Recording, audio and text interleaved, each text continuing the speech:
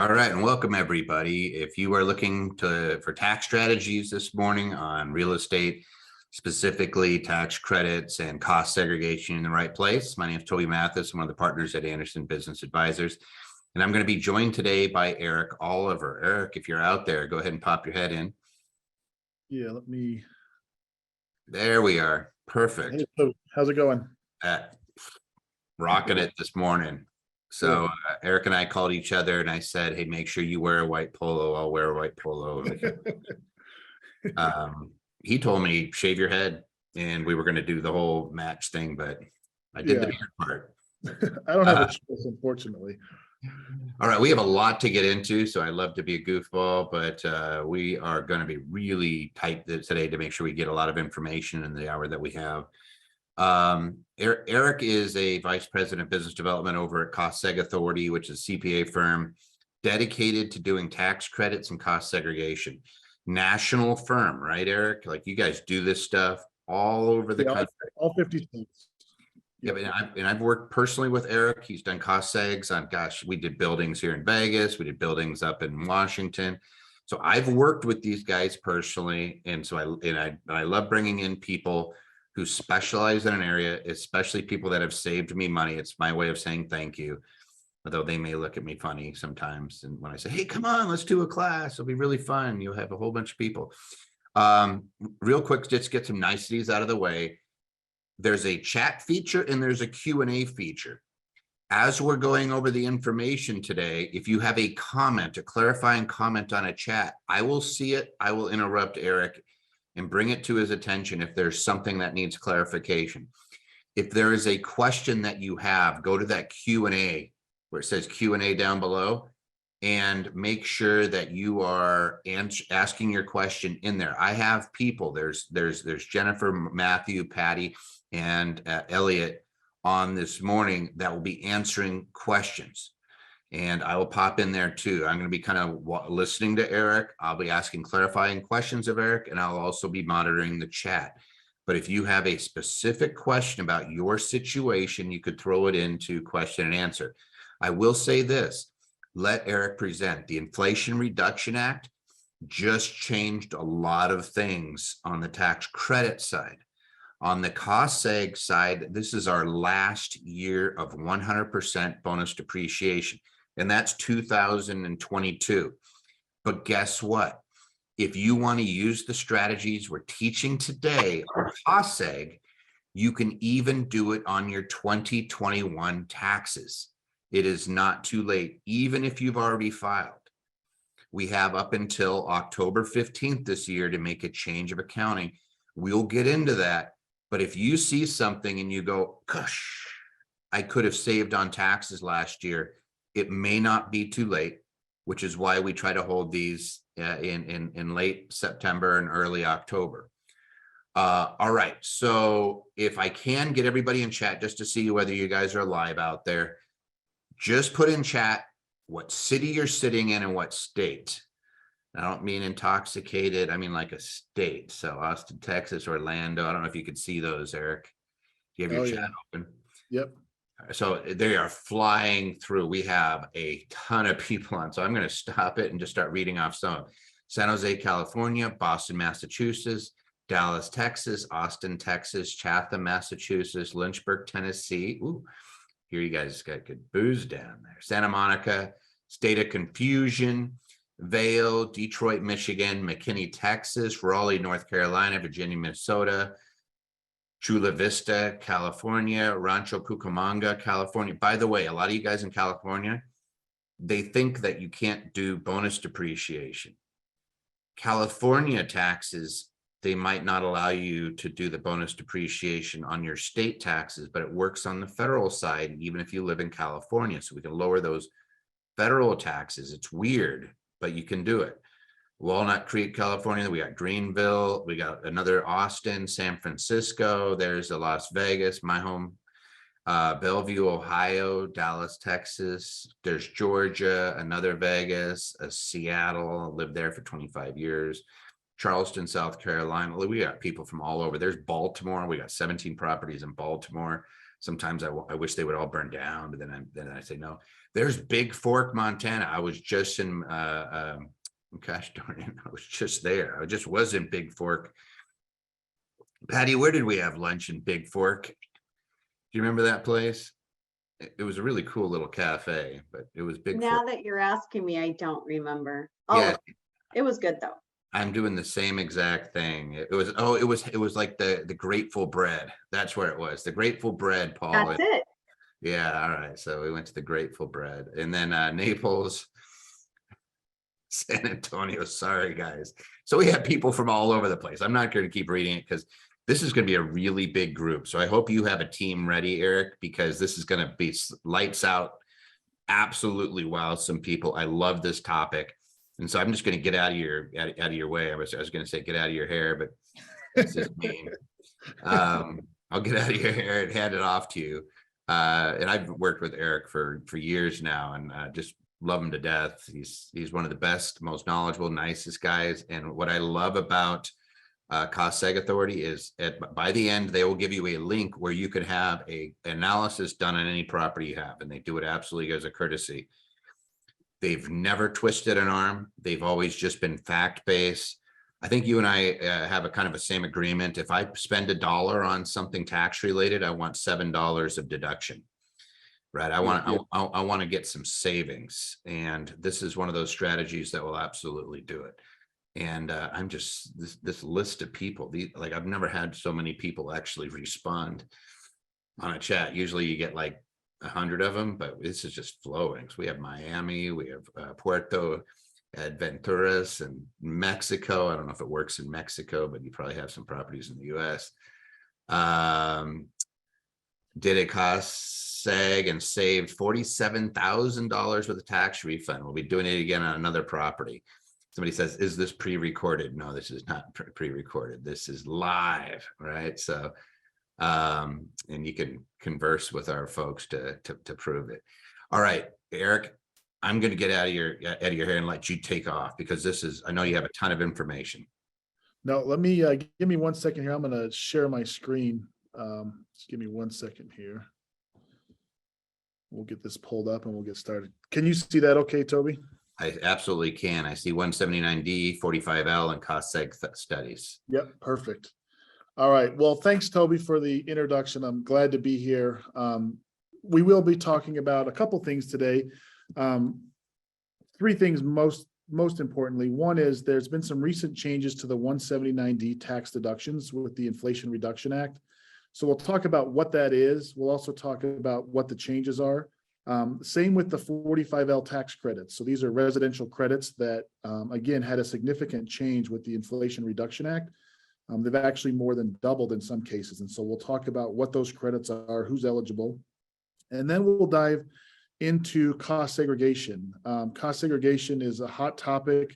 Bonus depreciation is starting to phase out. And so some people want to understand how that's going to impact them going forward. And so we'll talk a little bit about bonus depreciation, what cost segregation is, how it works, who it applies to. And then the last thing we'll talk about is probably the most interesting thing to me, probably the least interesting to you guys, the listeners, just because it's the IRS audit guide. So this is an audit guide that the IRS puts out on how to audit these different cost segregation studies. And there was just in the last couple of weeks a new audit guide that came out. And we'll talk, I only got about 3 slides on that, but it's important to know what the IRS is looking for in these studies, because cost segregation has kind of been the Wild West for the last 15 or so years. And the IRS, they're becoming more and more prevalent, these cost segregation studies. So they're trying to kind of standardize the reports and what information's in those reports. And so we'll talk just a little bit on that, because I think it's interesting for you guys to know, and it's important for you guys to know. All right, so let's talk a little bit about the 179D tax deduction. So this is an energy deduction for new commercial construction or improvements. And what it is the IRS, the IRS puts out the tax code to incentivize people to do what the IRS or the government wants us to do. And so they're looking for more energy efficient ways to construct buildings. And so they're going to incentivize us to do that. And so currently, under the current tax law, through the end of 2022, it's $1.88 per square foot deduction if your building qualifies. Now, it has to exceed 50% savings on energy costs from a prior year standard. Now, those standards vary depending on what year you put your building into service, but essentially what we're looking for is there's really three components. So when we do our modeling, we'll look at a new construction project and we'll say, okay, does this meet 50% energy efficiency? And if it does, then you get the full $1.88 per square foot. That's the first test. If it doesn't meet that criteria, then we will break it up into three different components. We look at the building envelope, which is your exterior walls, insulation, windows, insulation in the attics. We'll then look at the HVAC system, and then we'll look at the lighting. And the nice thing about the 179D is you can actually qualify for any of these three individually. So you might get a 66 cent per square foot deduction. You might not qualify for the whole $1.88. You might get a 66 cents because your building envelope is great, but you've got, poor HVAC or poor lighting. And so that's one of the nice benefits. But if any of you guys out there are building new commercial buildings, this only applies to commercial buildings, or you're doing tenant improvements to commercial buildings, you may qualify for one of these three parts or the full $1.88. Here's an interesting case study. This is a medical building actually in Idaho. And you can see there, it's a 3-story building, but there's actually a parking garage under this building. So normally you would think a parking garage, how energy efficient would a parking garage be? There's typically not insulation down there. There's no HVAC, but there is lighting. And so we were able to take the lighting on the parking garage, and then the full building, the building got the full, at the time it was $1.80 per square foot. And so we created a $51,000 deduction on the building and then a $5,000 deduction on the parking garage for a total deduction of $57,000. So now this is a deduction. So this comes off your taxable income.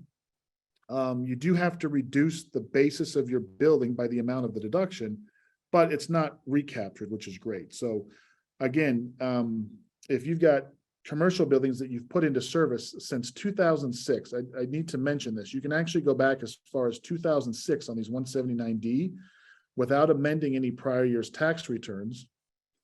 We'll use the 3115 form, which we'll talk about here in a second, but basically it's just a change in accounting method. It's just letting the IRS know, hey, I am now going to take this deduction. It's an automatically accepted change. I'm now going to take this deduction, and here's what the amount is. Again, you don't have to go back and amend any returns, and you can drop that deduction on your current tax return. So great opportunity for any of you guys out there. If you've built commercial buildings, you have a tax liability for 2021 or 2022, we can actually take advantage of it now, even though you may have put your building into service, back in 2008. So that's the current tax law. Let's talk a little bit about the new Inflation Reduction Act and what changed in regards to the 179D. So the 179D, it's actually increasing from $1.88 per square foot to $2.50 per square foot on a sliding scale all the way up to $5. So massive increase in the amount of deduction that's available starting on properties put into service in 2023. And they lowered, a couple things changed. They lowered the standard. I mentioned earlier that you had to have a 50% reduction in energy consumption.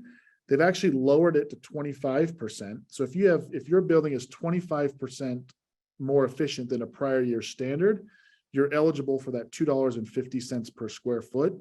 And then for every percentage point that you go up all the way up to 50% more energy efficient, you get a 10% increase in that deduction. So if you're 30% more energy efficient, you're going to get a $3 per square foot deduction versus the $2.50.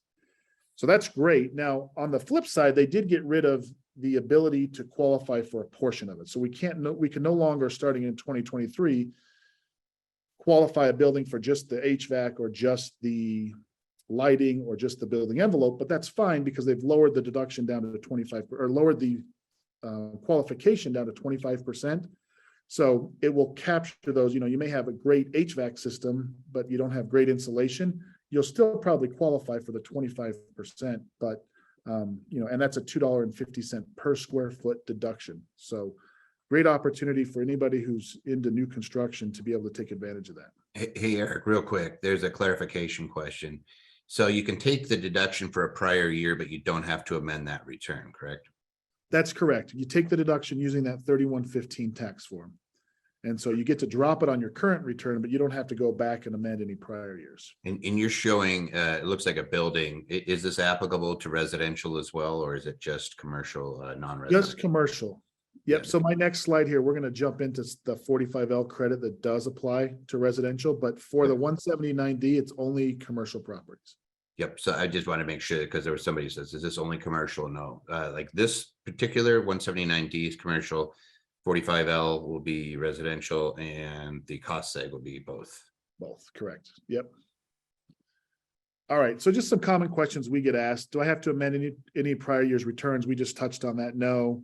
What types of buildings qualify for the 179D? It's typically any new commercial construction over about 10,000 square feet. Anything smaller than that, it probably doesn't justify paying for the study because your deduction is not going to create a big enough benefit.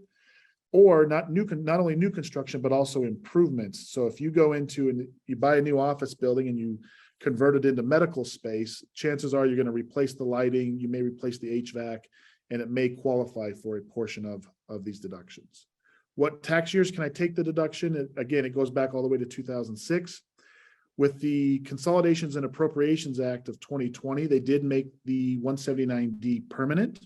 So going forward indefinitely, or until the tax changes the tax law, we do have this ability to take these deductions going forward. And again, is it an all or nothing deduction? The answer is right now it's not. Starting in next year, it is an all or nothing, but they've lowered the qualification. So, all right, let's talk a little bit about the.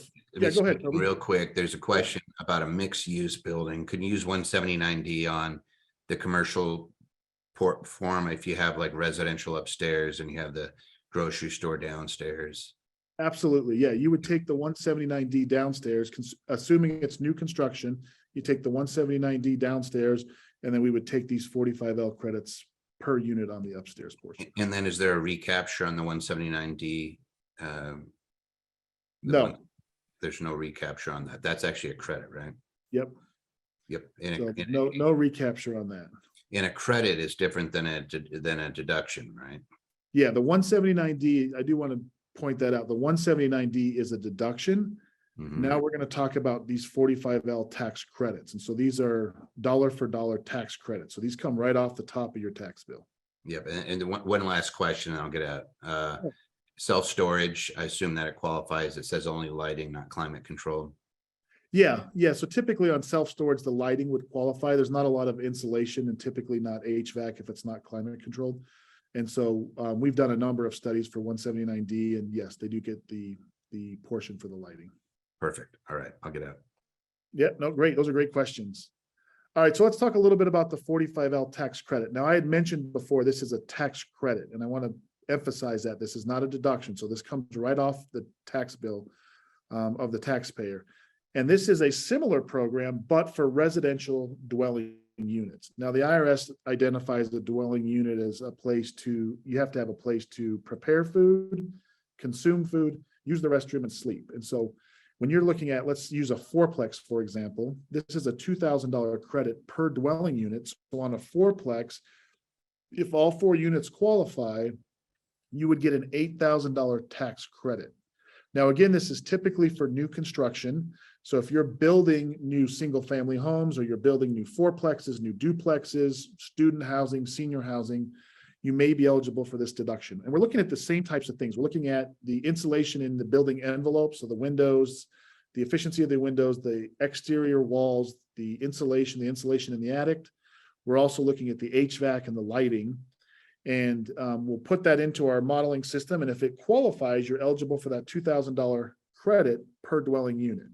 Now, this credit cannot be taken using that 3115 tax form. So you actually have to, you can only go back up to 3 years and take these credits, because you would have to amend prior year's tax returns. But again, it's a $2,000 credit. Now, some things changed with the Inflation Reduction Act. Well, let me go into a case study here before I get ahead of myself. Here's a case study. This is an interesting case study. This was on a residential assisted living center. And there was actually more than 50 units within the center, but actually 25 of the units were what they call memory care. And so they didn't have cooking surfaces for obvious reasons. So those 25 units didn't qualify. But there was 50 units in the assisted living section that did qualify. And so we were able to take a $2,000 credit per unit for a $100,000 tax credit on this this particular case. So again, there's no limit on how many of your units can qualify, as long as they meet that criteria that we identify through the certification process, they would be able to take that credit. So with the Inflation Reduction Act, a couple things changed. One is they actually increased again the credit from a $2,000 credit all the way up to potentially $5,000. So there's two different tiers on the 45L certification now. The first one is a $2,500 credit for homes meeting what they call the Energy Star standards. So the Department of Energy already has these Energy Star standards established, and if your home meets those standards, then you're eligible for that $2,500 credit. Now, if your home meets what they call zero energy ready criteria, according to the Department of Energy, then your home may be eligible for a $5,000 credit. So they've dramatically increased the credit amounts on these 45L credits. They've also, in the past, so through 2022, the 45L was only eligible for buildings 3 stories or less above grade. So if you had a 4-story apartment building, then you were not eligible for the 45L credit. In that instance, you would be eligible for the 179D. So on some large commercial residential units, you are eligible. Under the new tax law, they've gotten rid of that, and they said, okay, we're going to make all residential units, whether they're 4 stories or higher, it doesn't matter, eligible for these credits. The only caveat to that is you do have to pay a prevailing wage on those multifamily projects, on the larger multifamily projects. So prevailing wage is something that's established by each state. You would have to pay a certain amount and show that you're paying your contractors a certain hourly rate in order to qualify. If you can't show that, then the credits, you're still eligible, for the credits. They just go down significantly in the amount that you're eligible for. So some changes there, but 45L is probably one of the most underutilized tax credits that I'm aware of. And I think the reason for that is the government doesn't always extend these until the end of the year. So the 45L credit actually expired at the end of 2021. So for the first 8 months of this year, we're like, well, I don't even know if the 45L credit's going to come back or not. Now, we had a hunch that it was. It's one of the few things they can agree on in Washington for different reasons. You know, you've got your Republicans who want the tax credits. You've got your Democrats who are all about the green energy. And so they can usually come to an agreement on these credits. But again, it wasn't agreed upon until just recently, just a few weeks ago with the Inflation Reduction Act, to go ahead and extend these credits. So I can't tell you, Toby, how many times I've met with developers who, we actually have a guy we're working with now, 1,800 homes over the last 3 years they've built out here in the West, never heard of 45L. And so they're going to get a $2,000 credit on 1,800 homes.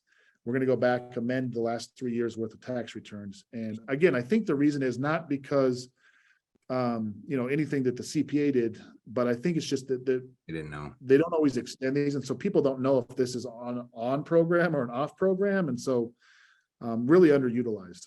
That's why you work with firms that specialize in this. I don't do this type of work. I know enough to say, hey, is this something that could benefit my clients, and then send them to Eric.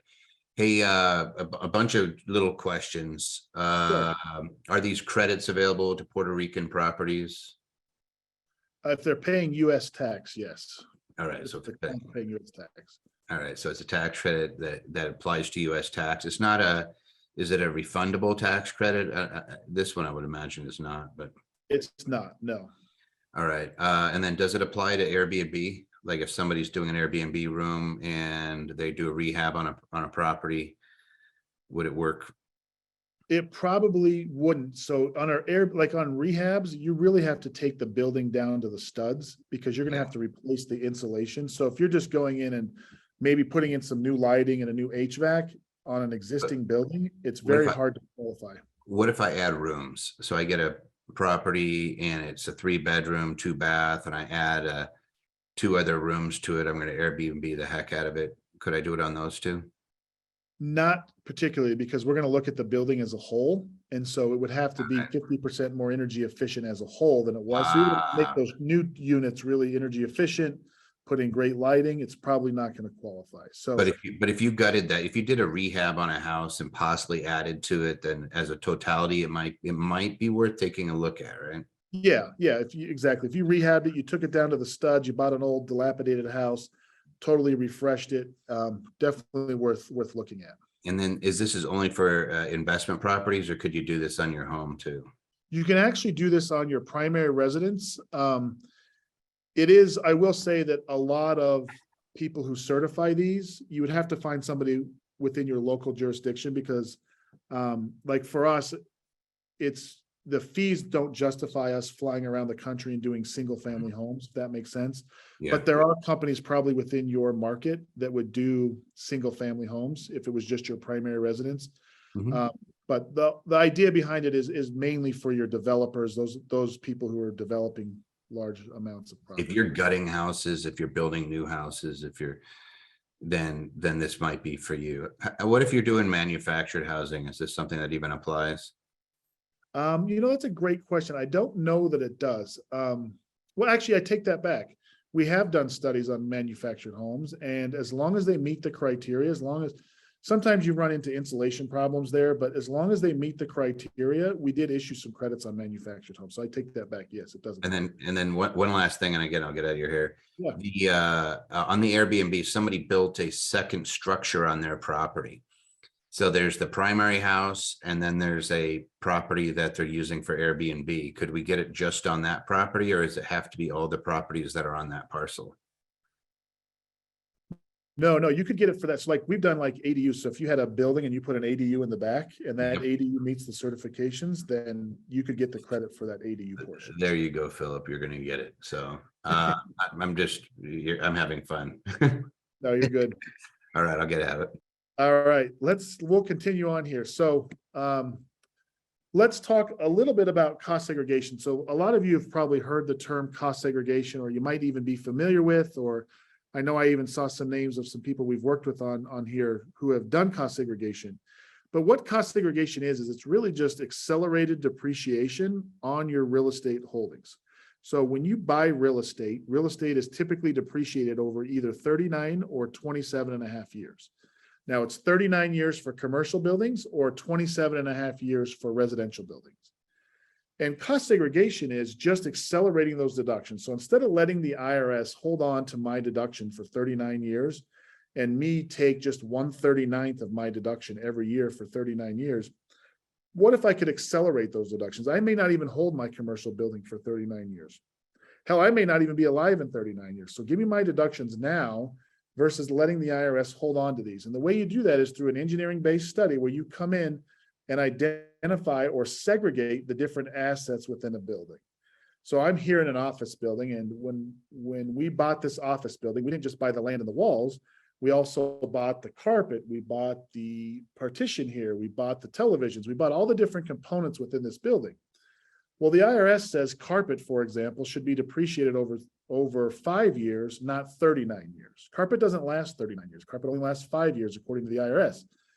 So we're going to put a value in a cost segregation study. We're going to put a value to this carpet, and we're going to depreciate that carpet over 5 years. So you're front loading your depreciation into the early years. And there's a number of reasons why you would want to do that. You've got time value of money. You've got a hot topic now that we hear in the news quite often is inflation. $1 today is worth more than $1 probably this afternoon. So give me my deductions now. Let me generate cash flow, reduce my tax bill now so that I can reinvest that money, pay down debt, buy a boat. There's a number of different things you could do with that cash, right? So that's kind of why cost segregation is so important, is so that we're front loading these deductions, creating that cash flow so that we can reinvest that and make money on our money instead of letting the IRS hold on to that, right? So how do we identify personal property? So there's really 3 tests to identify what within a building can be reclassified into short-term assets. The first is if the property can be removed without damage to the building or structure. So again, if I pull this carpet out, it's not going to damage the building. We actually have glass walls here. And if I were to remove those glass walls, they're not weight-bearing walls. So those glass walls, they're actually considered personal property, and we put a value to those and depreciate them over 5 years versus 39 years. The second is if the relationship between the asset or equipment or machinery is so close that it's going to be retired at the same time. So I'm here in a conference room and we've got televisions on the wall, and those televisions by nature are 5-year assets. But also behind those televisions, we have electrical plugs and we've got conduit for cable that run all the way back to the circuit breaker.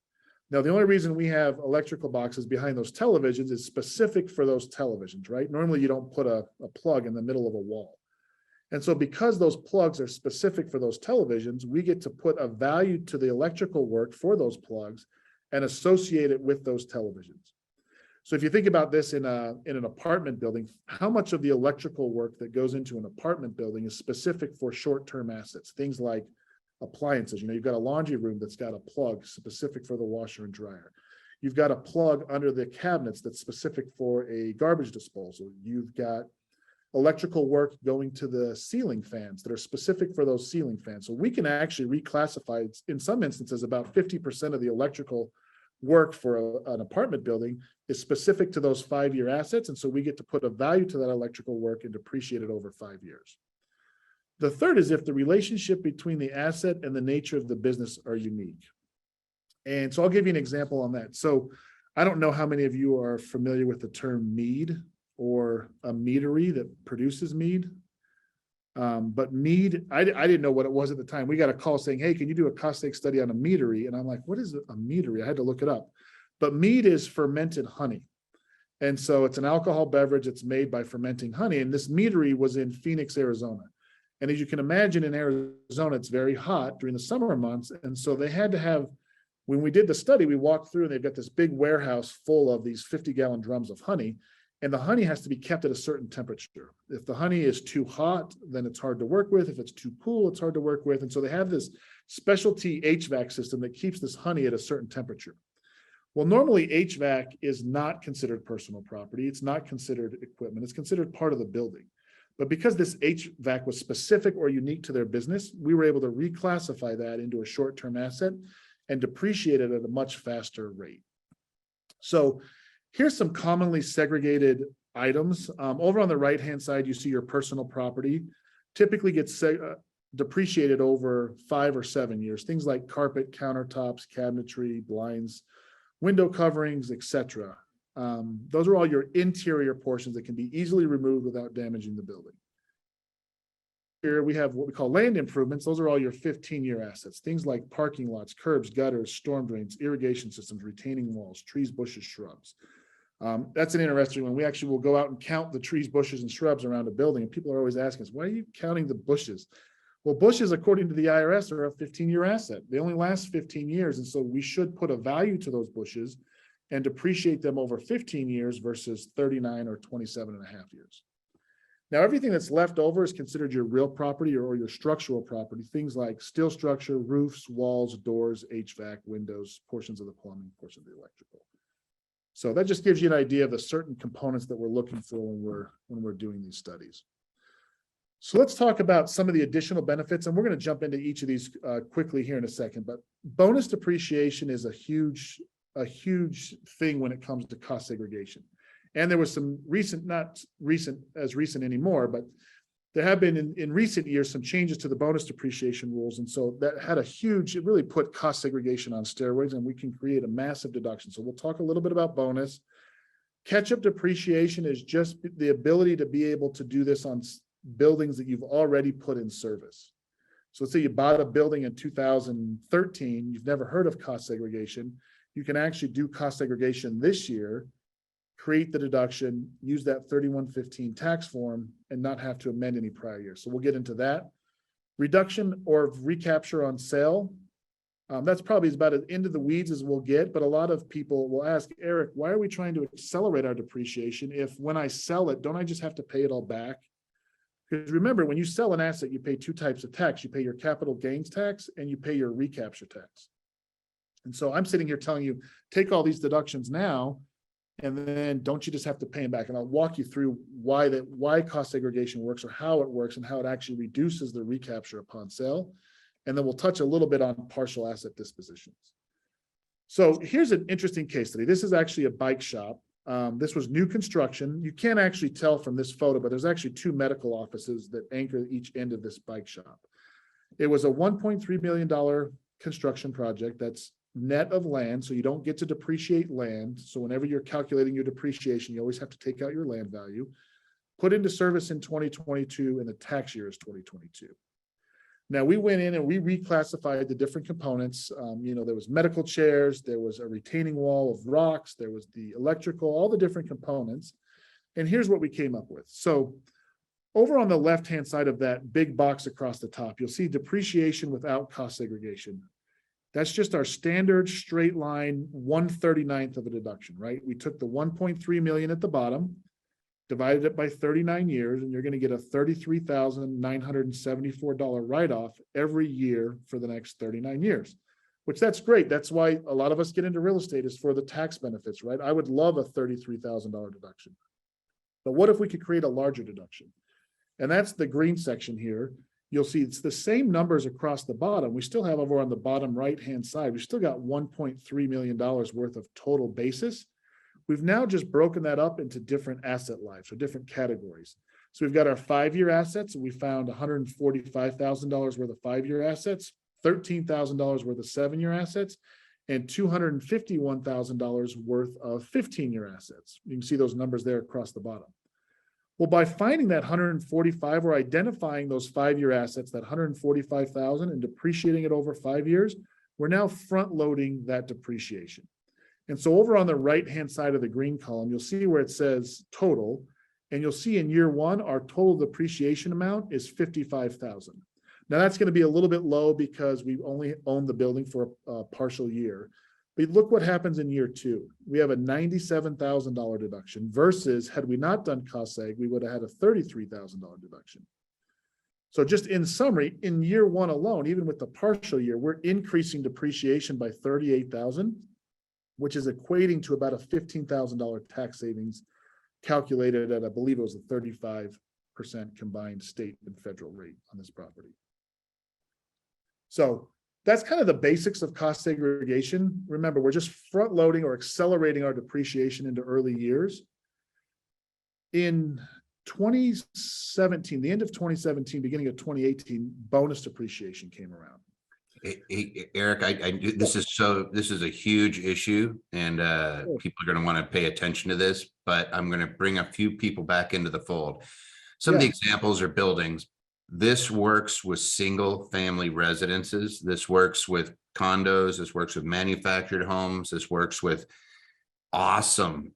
If you have a mobile home park, like this is off the hook. So pay attention to this, because what he's going to tell you next is this is the last year to do it, 2022, to get the maximum benefit. Then it starts scaling off unless Congress does something.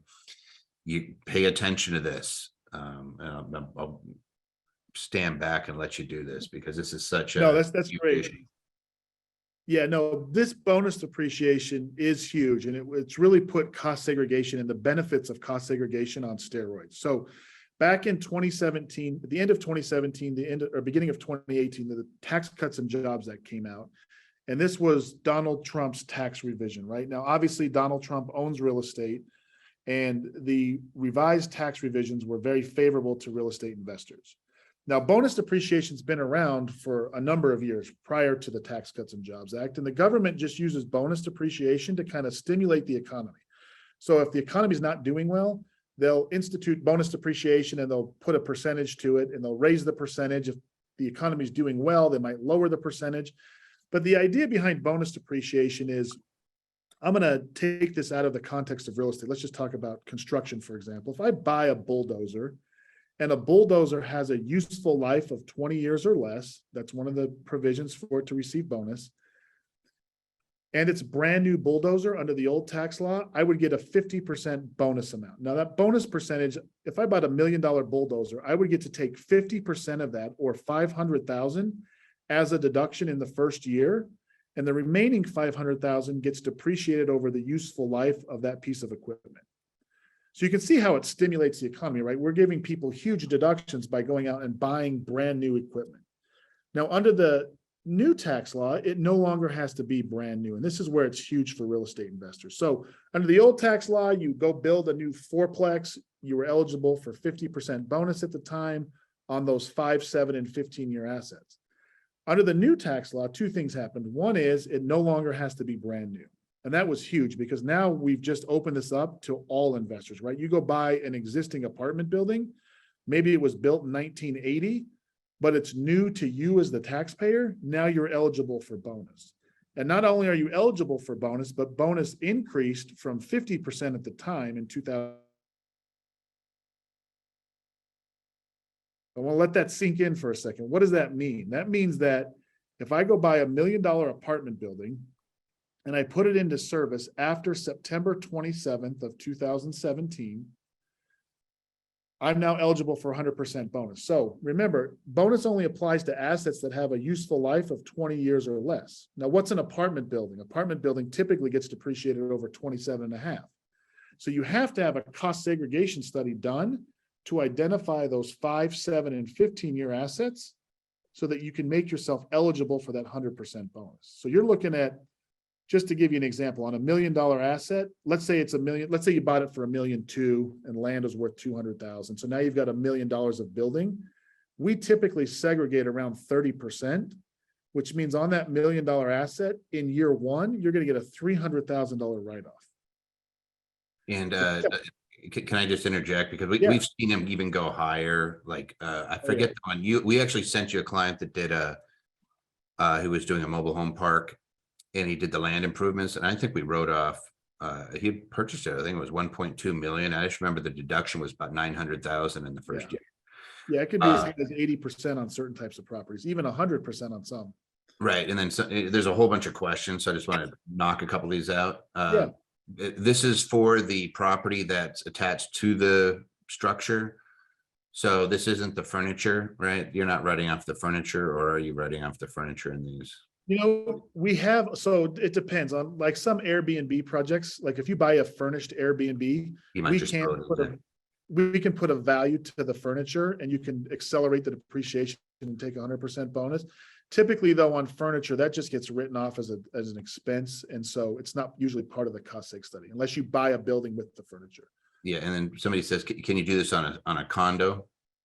Yes, absolutely. Typically on condos though, you don't have as high a numbers. You still get a great deduction, but you don't have all the land improvements. Because when you buy a condo, you don't necessarily, and depending on how the condo association is set up, you don't always own the parking lot. You might just own what's within your four walls. But I have seen some condos where maybe there's 10 units and everybody owns 1/10 of the swimming pool, 1/10 of the parking lot, 1/10 of the fencing. And so we're able to go out, do a study on the whole complex, and then assign the different percentages based on that. So it just depends. But yes, absolutely, condos are a great category. All right, and then last thing is somebody's asking about carrying forward all this stuff. This is the big issue. This is passive activity if you're an investor. So if I have rental properties, we have a rental building, whatnot, if I accelerate the depreciation, chances are I'm going to have a loss, and I'm going to carry that loss forward until I either sell the building or use up that loss against with other passive income. So if you have other rental properties that are generating income, this will offset that.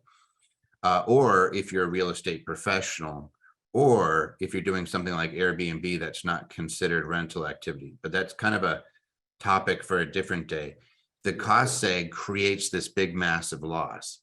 Whether you could use it this year or you're going to carry it into future years is really kind of what you're doing, working with your tax professional. That's what we're looking at.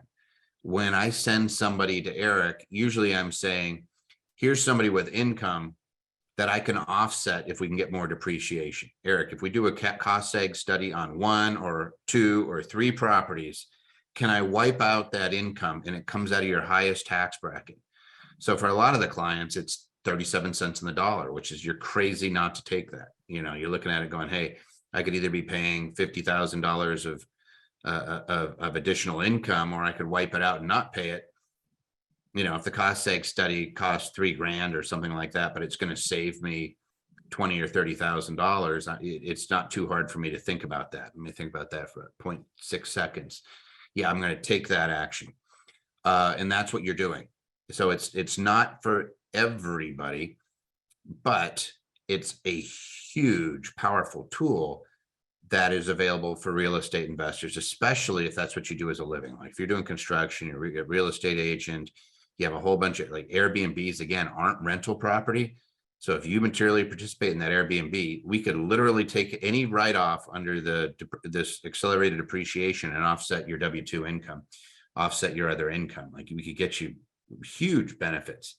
Right. Now, I definitely want to go over some of the examples. I want to let you finish that part of the presentation, but I just want to really put a sharp point on that so people understand this.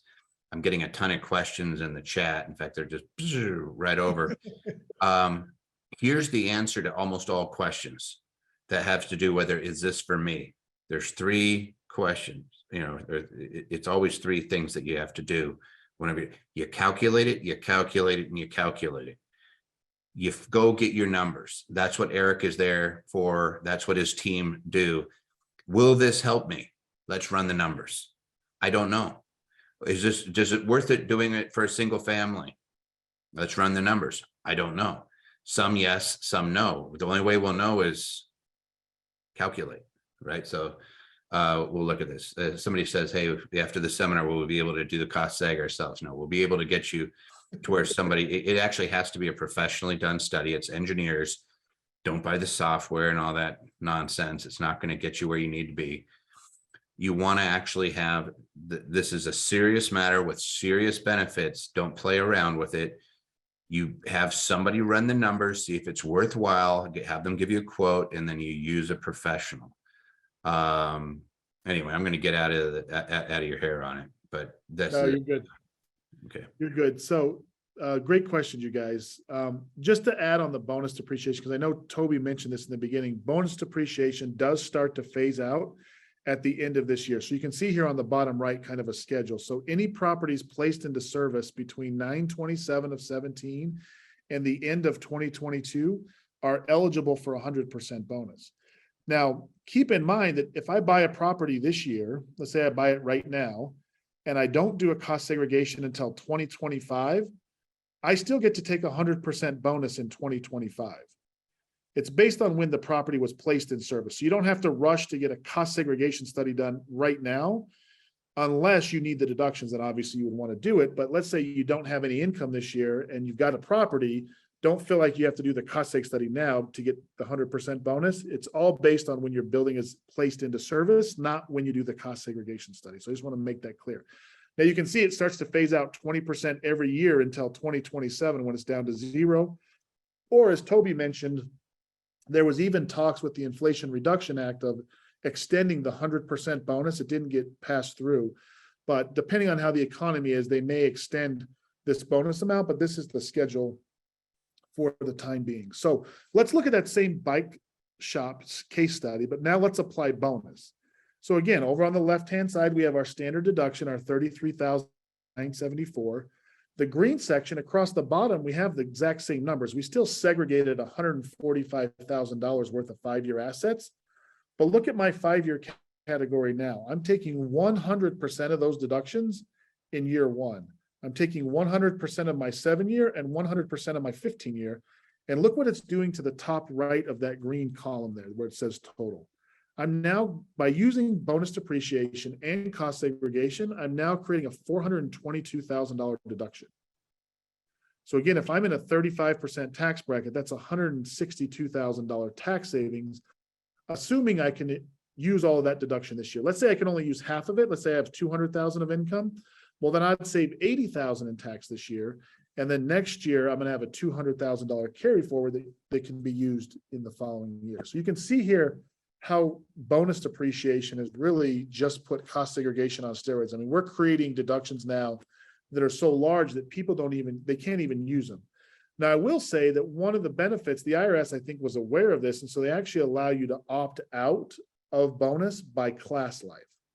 So we'll work with you and your tax preparer to say, hey, what's the best strategy to maximize these deductions? We want to use these deductions to offset income at the highest levels or to manage those higher tax brackets. And so you can maybe what we do is we say, we're going to take 100% bonus on our 15-year category, but we're going to let our 5-year assets play out over 5 years. We're not going to take 100% bonus on our 5-year. And so what we can do is we can really structure or tailor the deduction to maximize the tax savings, because you may not need a $422,000 deduction in year 1. Maybe you only need $150,000. We'll do the cost seg study. opt out of bonus at certain class lives and create as close to as we can, $150,000 deduction. So it's very powerful. It's one of the few tax strategies that I know where you can kind of keep it in your back pocket. And if you don't have a high income year, you don't do cost segregation this year. You just do it in a future year when you have high income. There's not a lot of deductions that are that flexible from a tax planning perspective. You just said something really important, and there's two questions in the Q&A that I keep getting Yeah. that I just got that were like this. Somebody that had purchased they've purchased 6 properties since 2018. Okay. You could do one or all 6. You could do one a year. You could do whatever you want. That's the beautiful part about cost seg. It's, do I want to accelerate? And it depends on the year that you acquired as to whether you're eligible for the 100% bonus.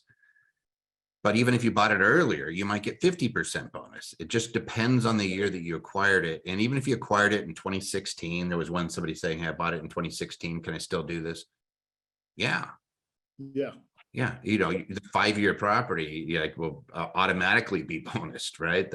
Right. Because you've owned it for 5 years. The 7-year property will automatically be bonused. The 15-year property, you could accelerate. But yes, you absolutely could. You could take something that was going to be written off over 39 years and smash it into the whatever portion you didn't take, almost like you're retiring it this year. And I'm just going to take it all now. Right. Somebody says, what about a property purchased in 2009? You're getting really close to not really having a benefit there because, I guess you'd still get. It probably would. Yeah, that actually is a good segue. We'll talk about that here in just a second on properties that were placed in prior years. Yeah, so because there's 2 people asking almost the same question. Is there a limit when you do the study if you've had a property for 20 years? And if you've had it for 20 years, if it's a residential unit, you've only got 7 years left of depreciation. It's probably not worth paying to have a study done. Yes. But again, as Toby says, calculate, right? Let us run the numbers and tell you, no, it's not worth it before we just assume, but probably not worth it on that scenario. And then somebody says, this is kind of a weird one. What is the implication of these deductions when you try to get a loan? That's a good question. Yeah. So typically, any good lender is always going to add back depreciation. Depreciation is a non-cash expense.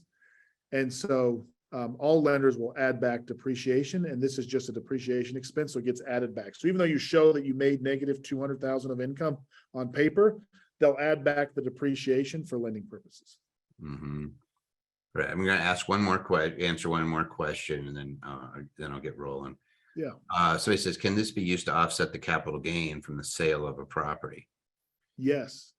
Yeah. Yeah. So even though it's a passive deduction, if you have a capital gain from the sale of another property, it unlocks this passive deduction up to the amount of the gain, and then you can use it. And actually, the way I've seen it flow through tax returns, Toby, and I'm not an expert on this, but my understanding is when you unlock that, so let's say I have a $200,000 capital gain and a $200,000 passive loss, it unlocks that 200,000, and that 200,000 will actually hit my W-2 income. And I just end up paying the capital gain at 20% and offset my W-2 income at 37%.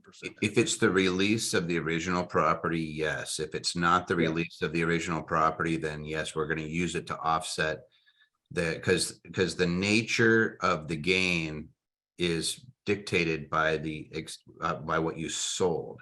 Okay. So like if you have a syndication and they sell and you have capital gain, it's still considered passive capital gain. It's this weird deal. And if you have passive loss, it will offset it.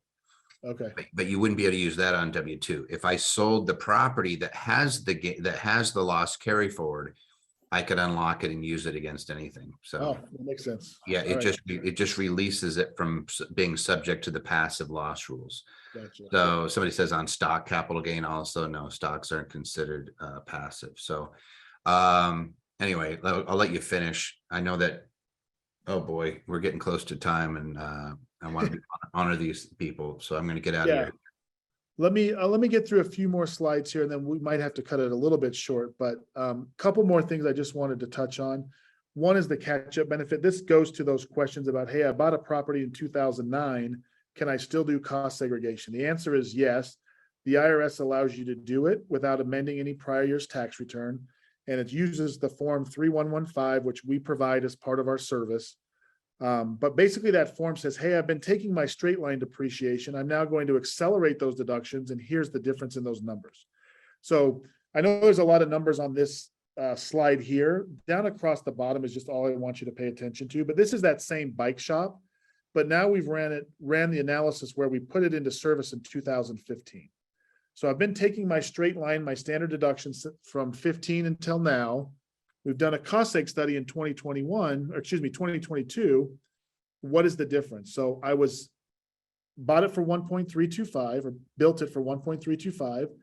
When I did the cost seg study, I determined that I was eligible over the last 7 years to take 437,000 of depreciation, but I've only taken 218,000, which means I have another 218,000 that I'm eligible for that I get to catch up on my current tax return. So another example of how cost segregation can work. So if you've got single family rentals that maybe you bought it in 2016, you've been taking your standard deduction, we get all that missed depreciation, drop it on your current tax return without ever having to amend. So sometimes those look back studies are extremely powerful because you're catching all that up into the current year. So somebody's asking, does year placed in service mean year purchased for existing buildings? So if I bought a building and it wasn't put into service, so if I bought it in Maybe. 2020, yeah, it's when it's available to rent, right? Would that dictate what year for the bonus depreciation? Yeah. So it's all about, define in service is kind of a gray area for the IRS. In service, the definition is available for its intended use or purpose. And so if it's available, you may not even have renters in there, but maybe it's available, you've got it listed. As long as it's available for its intended use and purpose, that's the day that it technically goes into service. And whatever the tax law is on that day, that's what you are held to. So, right. So if I've owned a property that I wasn't renting and I just owned it as a second house, maybe a vacation home, and then I put it into service in 2018 and made it available for rent, would I get the 100% bonus depreciation, or would it matter what year I actually purchased it? You know what? This has changed recently. So there's actually some guidance out there that you would actually be eligible for bonus. Yeah. Depends on what you purchased. If you purchased it in 17, but didn't put it into service until 19, then you would be eligible for bonus. Now, if you purchased it in 05 and put it into service, when you bought it in 05, bonus wasn't around, and so you wouldn't be eligible. All right, so there we go. So it really is fact specific, guys, and that's why you actually run it. I'm seeing a ton of questions that are very fact specific, and so can you put up your link? I know it's or actually you don't put up the link. I'll have Patty send out the link in the chat. Okay. So if you want to get a study done, not the study, but if you want analysis done to see what the numbers look like, you can reach out to Eric and his team, and they will do this as a courtesy if you provide the information that they request. There's some things about the year that the property was purchased, a few facts about the property, so that they can, because they've done these all over the country. Like they have engineers in all 50 states to do these. There we go. So Patty just put up the link. I just wanted to make sure, because we can go a little bit over, because I was pontificating for 10 minutes, but I just want to make sure people know a lot of your questions are fact specific. They're saying, hey, I bought this 3 properties here and this one over here. Can I do it on this one? This one? That's what the link is there for. I don't think we're going to be able to answer. We've already answered 171 questions, and we have about 50 on the table. I want to make sure that we're being fair. So let's go ahead. Oh, somebody says this is 90 minutes. So, whew, I have it as an hour. I was like, oh my God, we're going to go over. So an hour session for me is 90 minutes. They know enough to do that. So I'll get out of your hair again. And I know we have a ton of questions. No, that's great.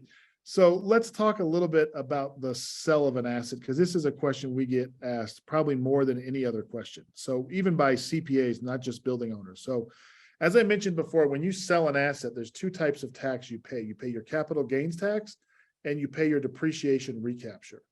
And your depreciation recapture is calculated based on the amount of depreciation you've taken. And so again, I'm here telling you to front load all your depreciation, take all these deductions up front. Well, don't I just have to pay this all back when I sell the asset? And the answer is no. And the reason for that is you're taking your deductions at your ordinary income rate. So let's say between state and federal, I'm at a roughly 40% income bracket, right? So I'm taking my deduction against income that's going to be taxed at 40%. And when I pay it back at a future date, I'm paying it back at a either recapture rate of 25% or a capital gains rate of 20% and saving the spread. So just to summarize, take your deduction at the high rate, pay back a portion of it at a lower rate at a future date, and save the spread. And I'm going to kind of back into this example just because I think it makes a little more sense. But Toby, let's say you buy a property for $1 million and you sell it 5 years later for 2 million. Okay. When you go to settle up with the IRS, you're telling them that everything doubled in value. You're saying my land was worth $1 million, now it's worth 2. You're telling them that your building was worth $1 million and now it's worth 2. And you're also telling them that the dirty, nasty carpet within your building is now worth double what it was when you bought it for. Well, carpet doesn't go up in value, carpet goes down in value. But when you don't know the value of your carpet because you just have everything as one big asset, when you sell that asset, you have to pay tax on that whole asset. You can't pull out the carpet you've owned for 5 years. Because what is carpet? In that example, I've owned it for 5 years, bought it for $1 million, sold it for 2. What is my 5-year carpet worth after owning it for 5 years? It's 0. It has a 0 book value. It's fully depreciated. It's not worth anything. So we work with CPAs all across the country that can argue that all day long with the IRS and say, I'm not paying a gain on my carpet because my carpet is worth 0. It's old, it's dirty, it's stained, right? Its book value is 0. So if you get anything from this slide, here's an example. This is actually that same bike shop. We bought it for 1.3 or built it for 1.3 million. You can see there in the green section over on the top right-hand side, we're selling it for 2 million. So on the top there in the blue section, if you don't do cost segregation on this transaction, you built it for 1.3, you sold it for 2. Of that $650,000 to $675,000 gain, you have to pay $198,000 to the IRS. So that's a typical real estate transaction, no cost segregation. Bought it for 1.3, sold it for 2. You're going to owe the IRS about $198,000. By doing a cost segregation study and breaking that asset up into these different buckets, again, this example shows here that I bought it or built it for 1.3, owned it for 7 years, sold it for 2 million. By breaking those different categories up, down on the bottom right, your total tax bill is now $164,593. So you just saved $34,000 upon sale. Not only did you have that cash flow for the last 7 years, you just created a permanent tax savings upon sale. So again, I know there's a lot of numbers here. It only took me 6 months to figure this slide out myself. So I don't expect you guys to figure it out in the next minute. But just remember this, don't sell your dirty, nasty carpet for more than you bought it for. And if you're not doing cost segregation, that's what you're unintentionally doing. I agree with you. I think it's annoying and people pay 25% on that recapture on something that has no value. How do you determine the value of the property? Is it in the purchase agreement or is it the undepreciated portion? Or, because example, like if I wrote off, I've sold a property, let's say I owned it for 3 years, I sold it, but we're tearing out all the flooring. Like there's no value to the flooring. The carpet's going up, the linoleum's going up, whatever it is. Right. Would I still have recapture on that 2 years of depreciation that I'd already taken, like assuming that I bonused it? No. So not if you've retired it. So if you've retired it, you should have taken the remaining book value as what they call a partial asset disposition and written that off the moment you pulled up that carpet. And that's one of the additional benefits of cost segregation is having everything line itemed. When you go put a new roof on them, what's that? What if I didn't? What if I didn't? What if I had it? What if I took it all in year 1? I bonused 5 years of depreciable carpeting in 1 year and I sell it and I'm not going to, they're throwing the carpet away. They don't want the carpet. They just trash it. Would I still be paying any recapture on that portion or would I be able to walk away from it with no recapture? It depends on how long you owned it. So if you've only owned it for a year, you may have taken 100% bonus. But you still have 4/5 of a recapture that you have to pay back because you didn't own that carpet for 5 years. Yeah, you're telling you that, but that's what I'm asking. Let's say it was year 3. So there's 2 years of of useful life, but they're trashing it. They're throwing it out. I know they're going to throw it out. They're not going to keep it. They're just buying the thing and they're going to gut it again. Yeah, you would still have to pay recapture on the 2 years, but you're paying it at a lower rate on a lesser amount. You're not paying the full amount back. And so that's the 34,000. Take your deduction at the highest rate. Take it this year at 37 or 40%. Pay it back at a future year at a lower rate on a lesser amount and save the spread. You And got it. so how you identify what the value is, there's all different methodologies, whether it's the remaining book value. We do see sometimes on closing statements where they've identified what they're purchasing the personal property for. And that can be an interesting analogy. If you do that, you just want to make sure that it's accurate. So consult with somebody before you fall into an agreement where they're selling you their personal property for a certain amount. Because in some instances, we can't then come in and do a cost seg study because you've already agreed that the carpet was worth X amount. And so if it's not a favorable amount to you, it's not always a good decision to do it that way. And somebody's asking the question, I knew this was going to be asked. What if I sold last year without doing a cost seg? Would I still have time to amend it and fix it if it's better for me this year?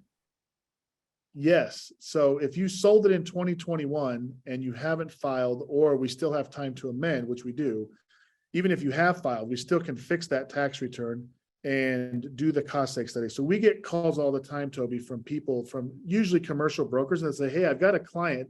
They're about ready to sell this asset. They're under contract. They've owned it for 7 years. Can we hurry and get a cost seg study done before we close on the sale of this asset?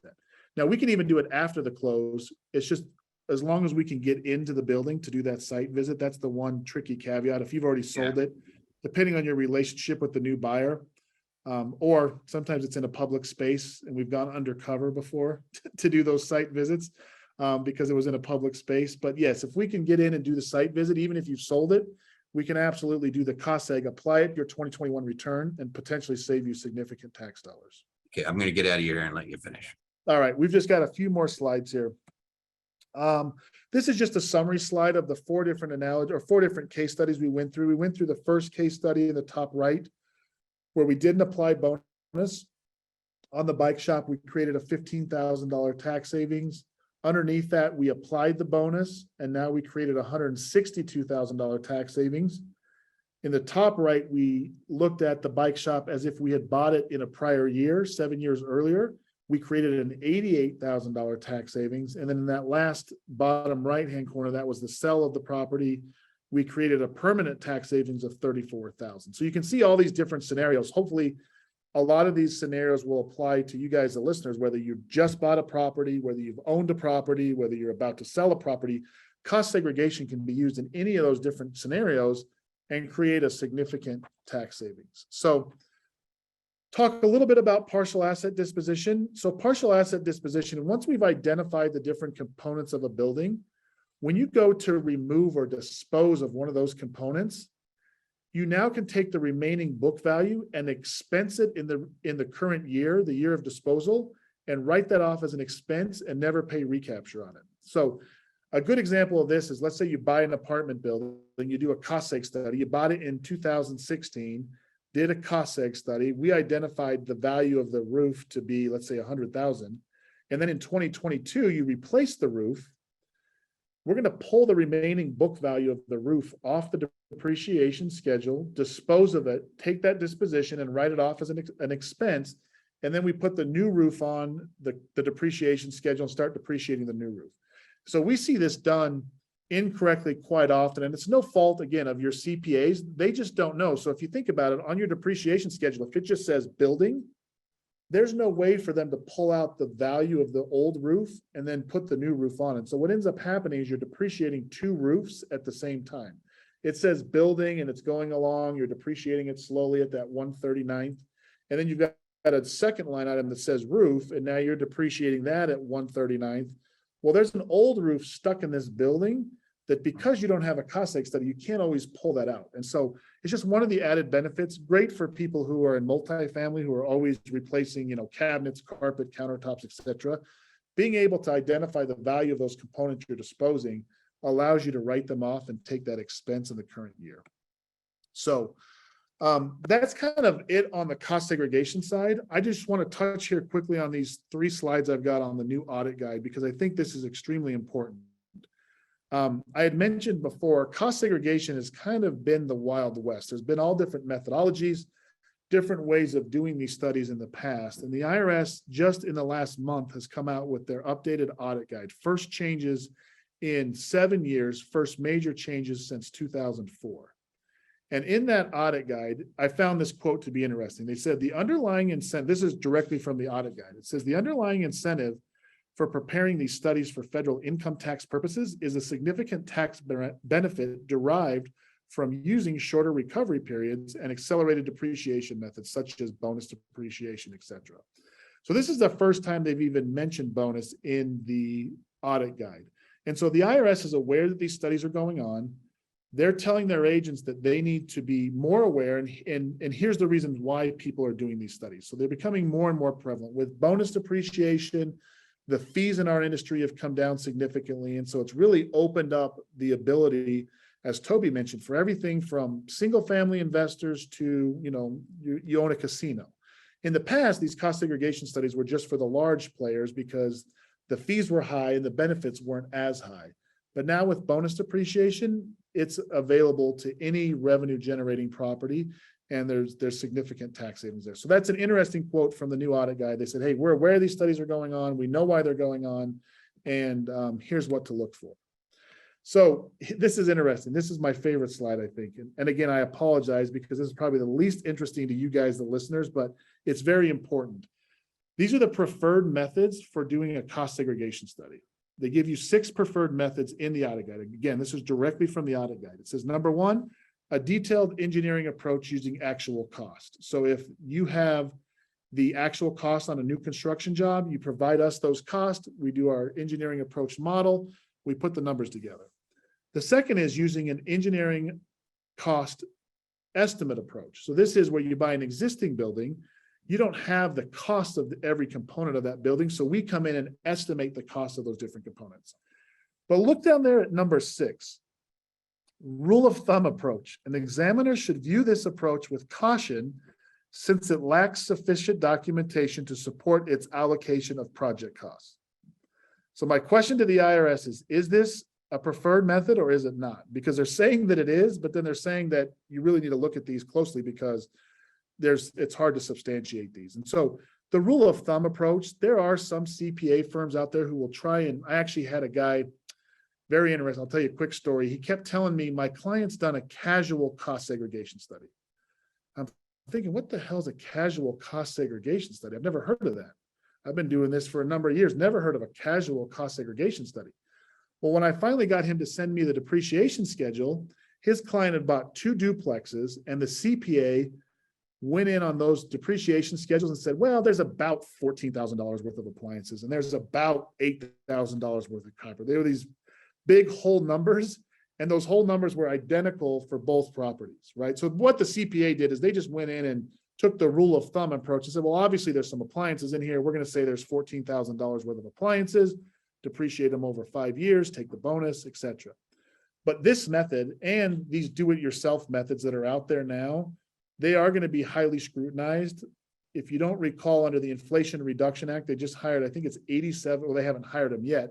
There's budget to hire 87,000 more IRS folks. A lot of those are going to be agents. And so it's just important. Like I said, they're trying to rein in some of the Wild West methodologies that are out there. And so just be aware that if your CPA tries to do these cost seg studies on their own, as long as they're using an engineer, some CPA firms do have a department, the larger firms, where they do these cost seg studies. But most of, I would say 90% of CPA firms don't have this. And that's why they partner with a group like us to be able to provide this service. Can I throw something in there real quick? I don't mean to interrupt you, but because I had a couple questions on this.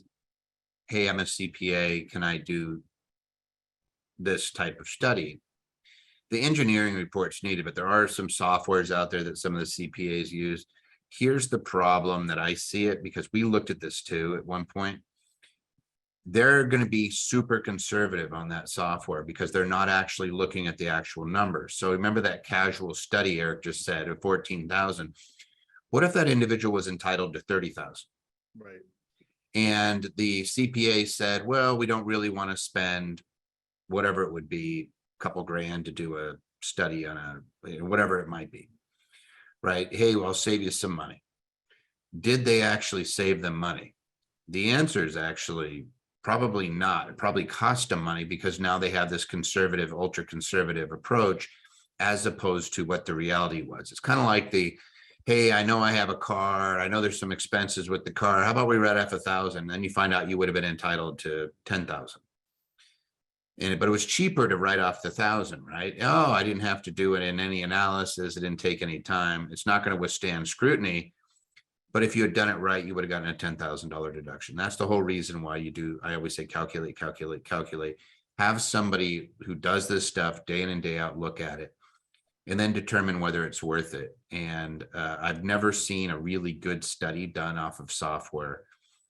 If it's not a huge deal to you, maybe that's the route you go. And I imagine that Eric and his team will be the first one to say, hey, that this isn't really going to justify the expense. You might be able to go a different route. But if you're being serious about this, please do it the right way.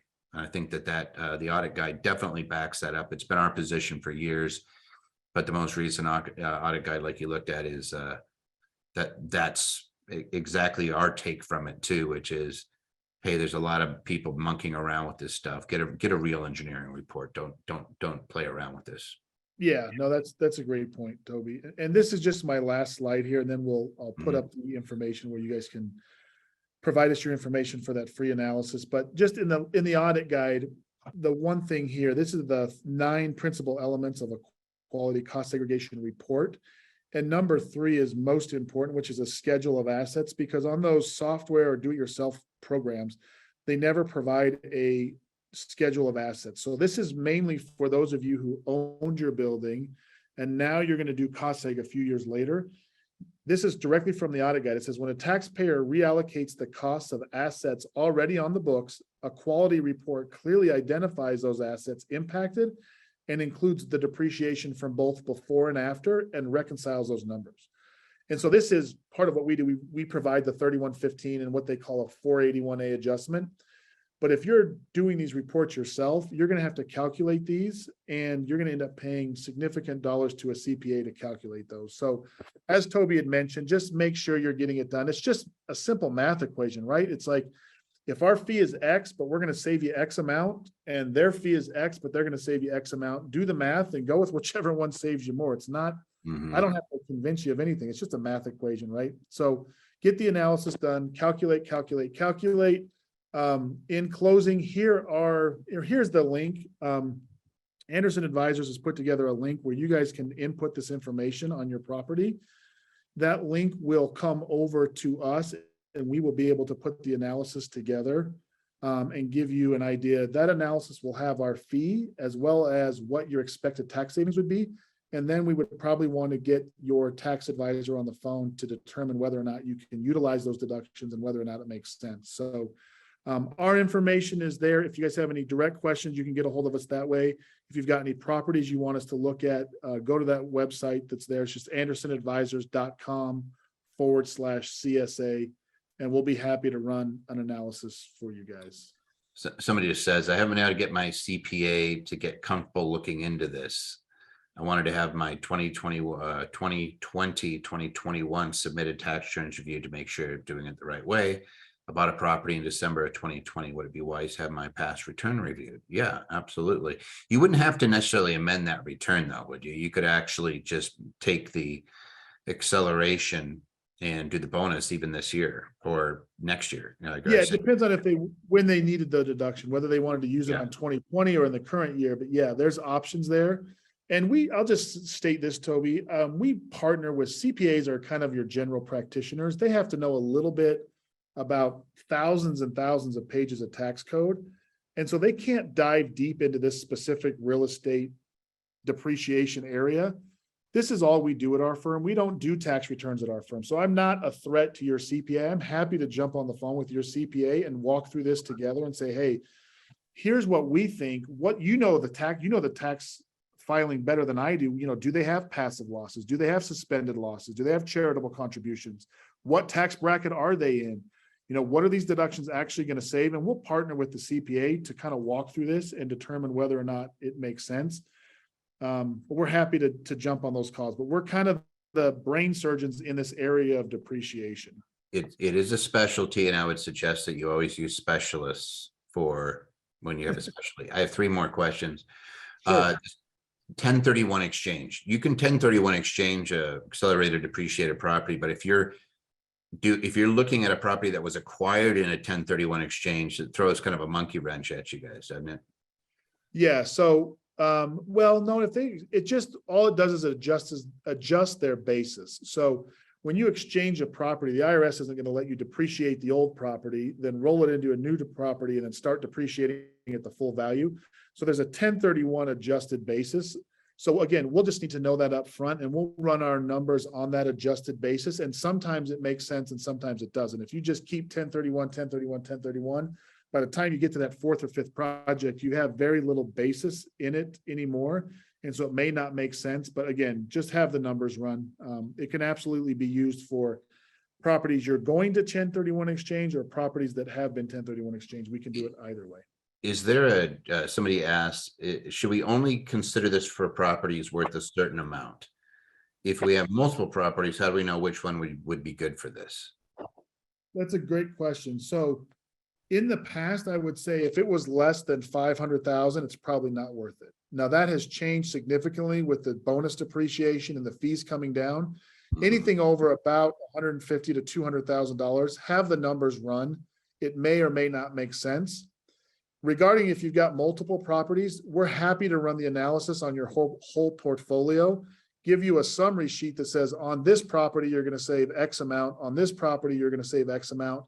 And then it's just a matter of working with you and your tax preparer to determine, okay, I get bigger bang for my buck on this property. The fee is the same, but my deduction is bigger on this property. So we're going to start with this one and we're going to do these three this year. And then maybe we hold the other three for a future year.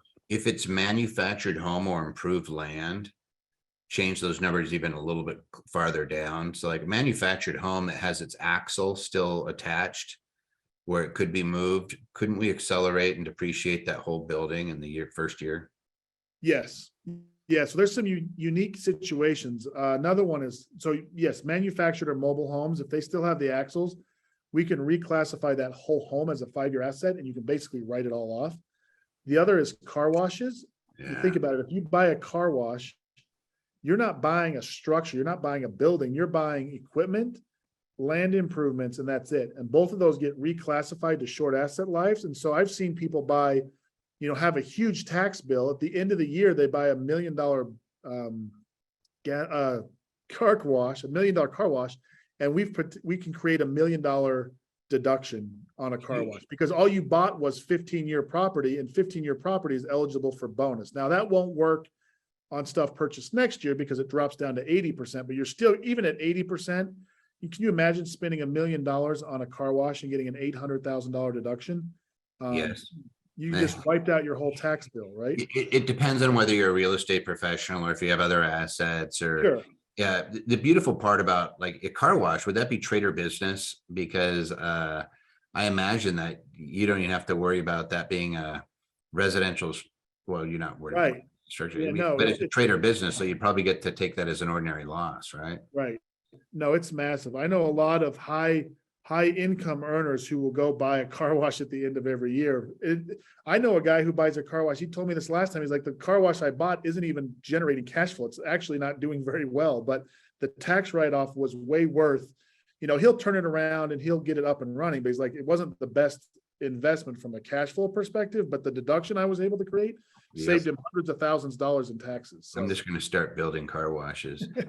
You could do that with Airbnb also. This is the thing. Airbnbs, if it's 7 days or less, it's not rental property. It's considered ordinary. And if you materially participate, which means you handle the tenants, you can offset your W-2 income with it. So this is where unlocking that depreciation could offset your W-2 income. It could literally cut it in half or wipe out your tax bill completely. No, and I'll just add to that, Toby. That's my wife and I are both W-2 employees, and I have to pay taxes, and I can either write a check to the IRS in April, or I can go buy a short-term rental. So I've bought a short-term rental at the end of this year. The deductions I'm going to get from my down payment, I'll get my full down payment back in the form of a tax refund next April. Yep. So I either had to pay that money to the IRS or put it down on a short-term rental. I might as well put it down on a revenue generating property that's going to create, income in the future versus just letting the IRS do what they want with it. So that's a great analogy. Those short-term rentals are great for W-2 earners. 100%. And then the other issue is somebody inherited property, your basis just shifted to the fair market value when you inherited it, right? You're not stuck. It's in service this year, right? Would that be Yeah, you get a step up.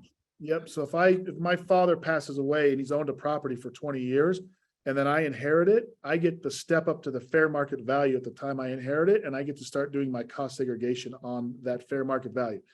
You may be excluded from bonus, but you still get the step up in value, and it still makes sense. Right. They may not allow you to take a big, huge fat loss on it because it was inherited property, but you could still do the cost seg, right? Or would you still be able to break it into 5, 7, 15-year property and depreciate that? Oh, yeah. No, sir. Yeah, you still get to do a cost seg on the full market value. So it goes into service the date you inherit it.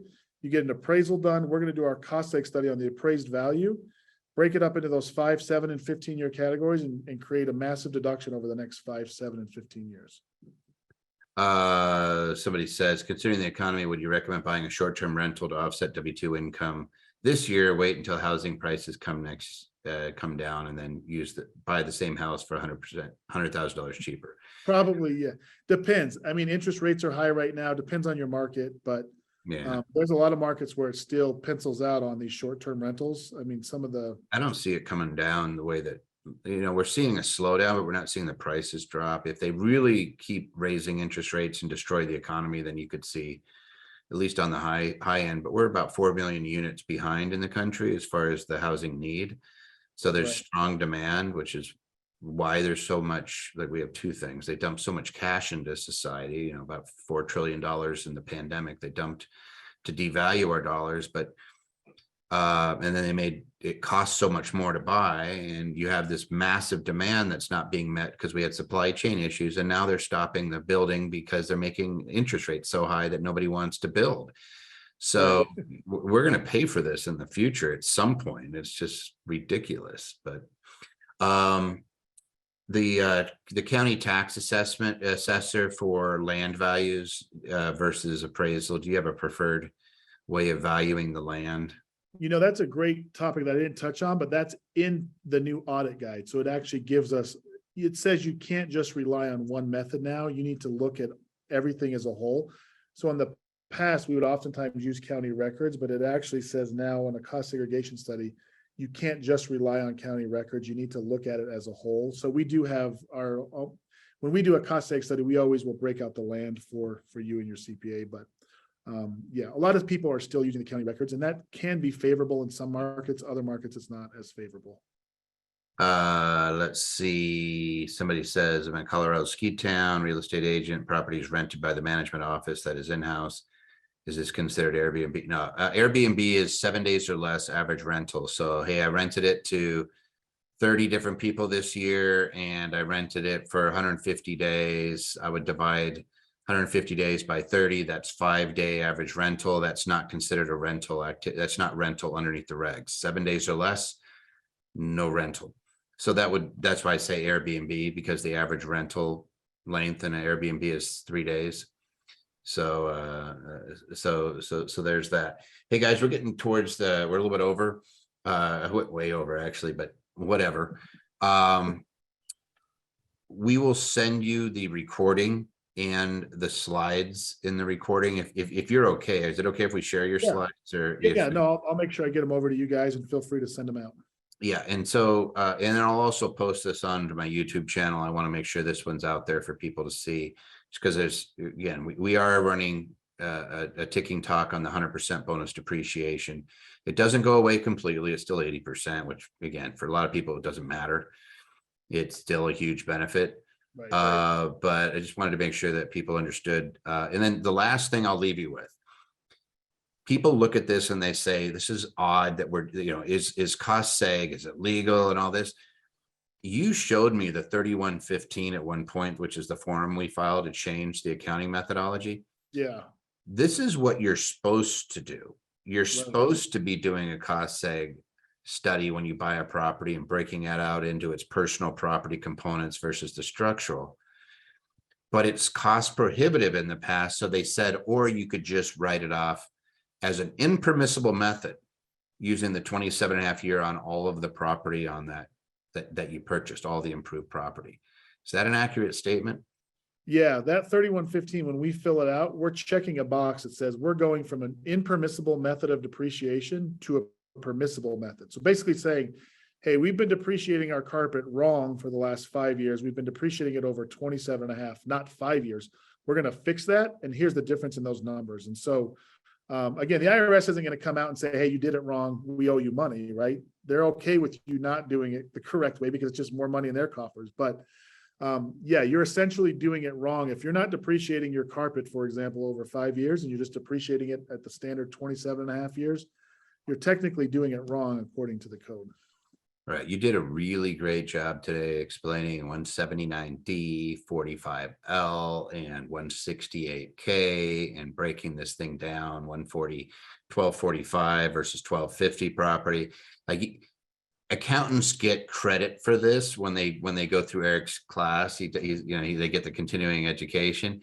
You guys just got a very, very good education on these topics. I want to thank you, Eric, for spending the time and doing that. Is there anything else you want to throw out there, or are we good? No, we're good. I just want to thank you guys, Toby, for having us. You guys are great to work with. You guys have a great group of clients, and hopefully you guys learned something. Please use this as a resource.